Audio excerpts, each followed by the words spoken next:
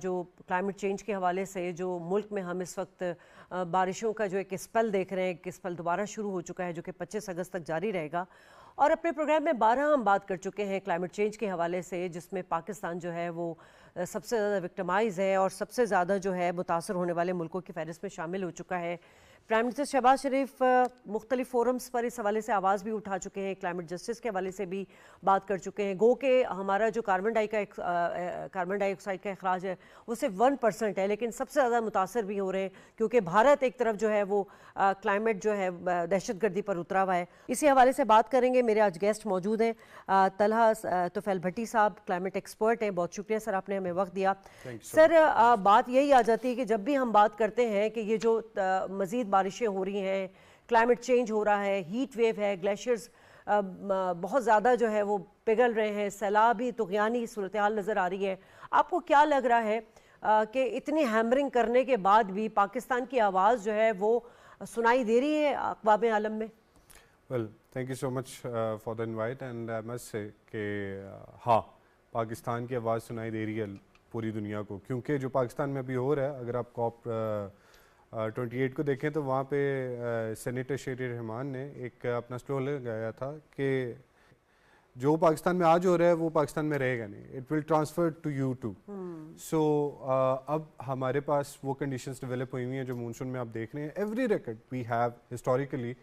کہ جو ایک ٹائم پہ پریسپیٹیشن کا تھا وہ ٹوٹ رہا ہے، ناٹ اونلی ان پاکستان پر، یہ پورے ساؤتھ ایشیا کے اندر یہ چیز ہو رہی ہے، بیکاز مونسون جو ہے ایک ایسا پیٹرن ہے کہ جو بے آف بنگال سے اٹھتا ہے اور انڈیا سے ہوتا ہے وہ پاکستان میں آ کے ختم ہوتا ہے، تو یہ وہاں پہ بھی تباہی مچا رہا ہے اور یہاں پہ بھی، اور ہسٹوریکلی 100 سال 150 سال کے ریکارڈز جو ہیں یہ ٹوٹ چکے ہوئے ہیں۔ So yes, this concern is very serious, اور دنیا میں بہت سارے ایسے ڈپارٹمنٹس ہیں جو اس کو دیکھ بھی رہے ہیں،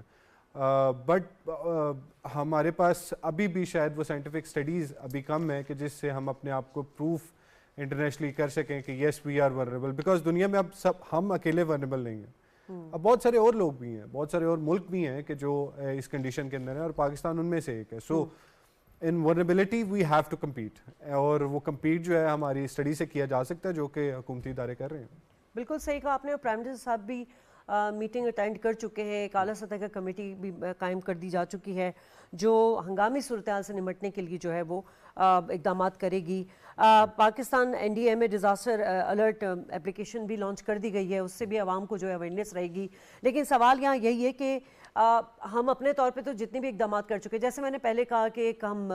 ترقی پذیر ملک ہیں، معاشی طور پر کمزور ملک ہیں، ہمیں بہت سارے چیلنجز ہیں، سب سے بڑا ہماری اکانومی جو ہے بحال ہو، اس کے لیے پرائم منسٹر صاحب بہت اقدامات کر رہے ہیں، لیکن ساتھ ساتھ کلائمیٹ جس چینج کی وجہ سے نہ صرف ہمارے ملک میں جانے جانی ہیں ہمارا املاک، بلکہ ہمارے جو زراعت ہے، زرعی زمینیں، وہ بہت زیادہ متاثر ہو رہی ہیں، اس کو کس طرح ہم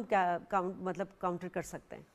آئی تھنک بہت امپورٹنٹ کویشچن آپ نے ریز کیا ہے کہ ایگریکلچر سیکٹر جو ہے کلائمیٹ چینج کی وجہ سے ڈیزاسٹرلی اس کے اوپر امپیکٹس آئے ہیں، بہت زیادہ امپیکٹس ہیں، اور ایک سینسس یہ بھی ہے کہ پاکستان اب 38% فوڈ انسیکیور ہے۔ We are the agrarian society but now we are insecure, اور اسٹیٹ لیول پہ کافی ڈیولپمنٹس کی جا رہی ہیں، نیشنلی بھی بہت زیادہ ڈیولپمنٹ ہے، پروونشلی بھی بہت زیادہ ڈیولپمنٹ ہے، بٹ ہمیں یہ بات، ہم اس بات کو اگنور نہیں کر سکتے کہ کلائمیٹ چینج کی وجہ سے جو ڈیولپمنٹ آپ کرتے بھی ہیں وہ بھی پیچھے چلی جاتی ہے۔ اسے ہم اپنی کلائمیٹ سائنس میں کہتے ہیں مال اڈیپٹیشن،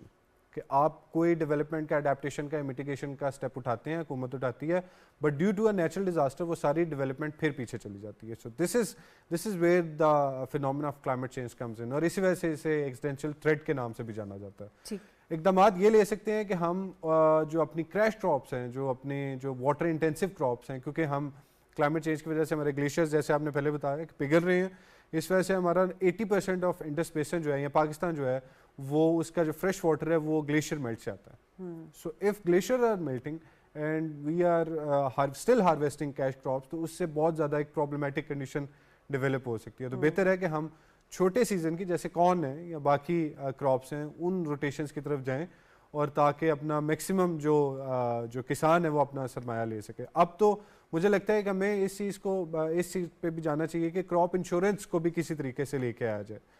کہ اگر کوئی کسان اپنی فصل لگاتا ہے تو اس کی جو فصل ہے ڈیو ٹو نیچرل ڈیزاسٹر اگر تباہ ہو جاتی ہے تو state should have something to pay to them, تاکہ وہ اپنی اگلی فصل کو پراپر طریقے سے اور صحت مند طریقے سے لگا سکے. اب یقین مانیں